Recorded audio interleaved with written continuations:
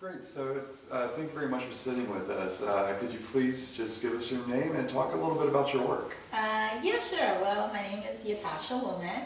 I am author of the book Afrofuturism, the world of black sci-fi and fantasy culture. I'm directing a film called Bar Star City, which has Afrofuturist themes, and that's good for starters. Okay, great.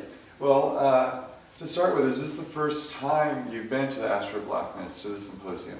No, this is actually my second time. So I was at the first one that they did 2 years ago at Loyola Marymount. Great. Now, how would you compare this experience to the last time?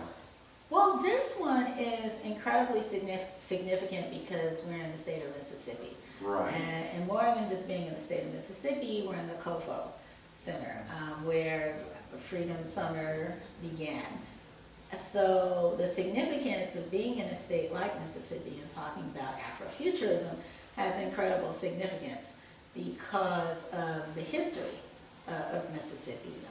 From a personal standpoint, I have a lot of family history that's here in Mississippi, and my family was here when the state was founded, and I still have some relatives in Newton County today. But I'm a descendant of the Great Migration, where my ancestors, grandparents and great-grandparents left for very specific reasons that had to do with a lot of the very extreme challenges of living and thriving in the state. Right. Well, you know, this question gets increasingly more difficult because every panel is fantastic. Well, what here has particularly inspired you this year? Wow, that's an amazing question. I think what sort of touched me is there's the conversation about the past of Mississippi, right? But then there's the conversation just about Jackson today and the need for Afrofuturism and the efforts to reimagine a space that will thrive and heal and be helpful for the residents and the citizens, here. I think that's what struck me the most in coming here, because I think that a lot of people, many of the people here, it's their first time in the South. In other cases, it's their first time in Jackson. And to really kind of take in some of the challenges here and the opportunities here, I think was a unique experience for me. I mean, I've been talking about it when I'm making calls here, just really looking at Mississippi, not just from this history standpoint, but where Jackson is today. Well, was there anything in particular you were anticipating before this started on your, was there something before you got here you were already looking forward to? Yes, I was looking for a space of healing around coming to Mississippi. And it's interesting, there's a mild anxiety around coming to the state because of the reasons which led so many people, including, my ancestors, to leave.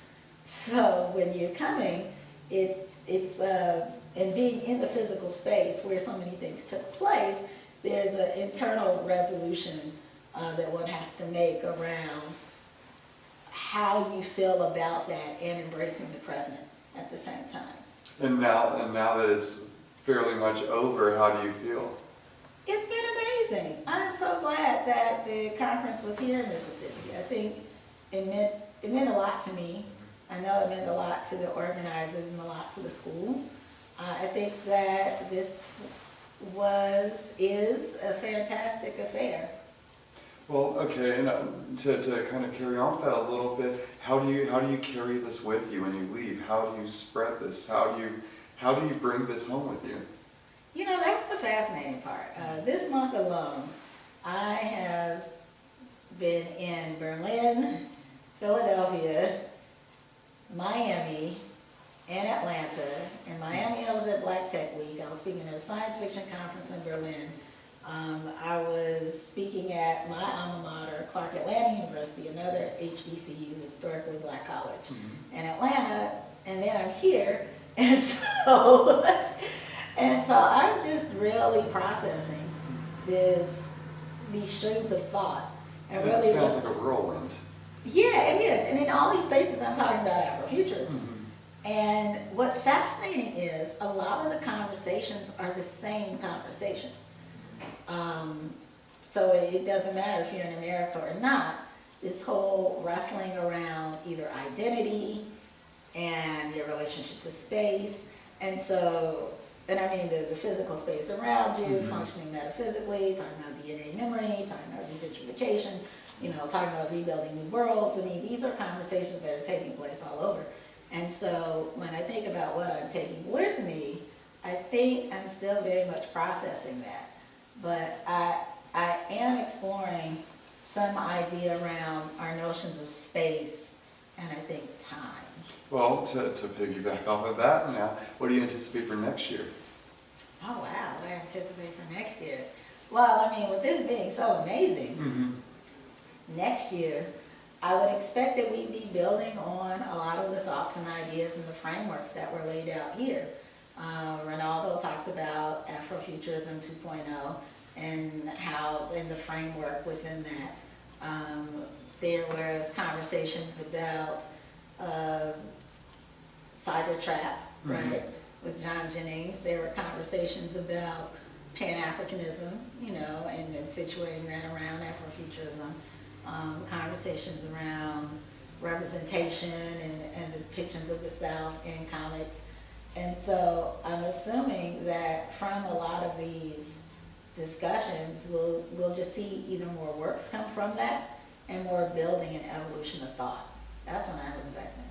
Great, and we'd love to give you a chance to inform the audience of where they can find more of your work, where, you know, just a little self-promotion for you, you know? Yeah, so you can check out my film, Bar Star City.